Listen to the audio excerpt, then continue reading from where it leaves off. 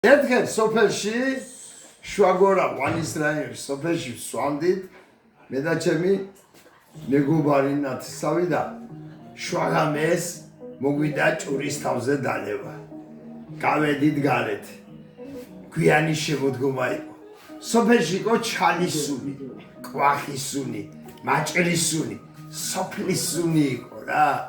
და ჭური რომ მოვხადეთ ჭურის თავზე იდგა ზუსტად თვარე და ასე იყო ჩამჯდარი ჭურში თვარე და ჭიქა ჩავკარეთ და თვარე ჩავახშოთ ჭურში ხო და მოდი გვიანი შემოდგომის სოფელს გავუმარჯოთ სადაც კვახის სუნია მაჭრის სუნია ჩალის სუნია სუნია რა სოფლის სუნია და თვარეს გაუმარჯოს ჭურში ჩამხშვალს გაუმარჯოს სოფელს გაუმარჯოს გვიანი შემოდგომის სოფელს მაჭრის სუნიან სოფელს გაუმარჯოს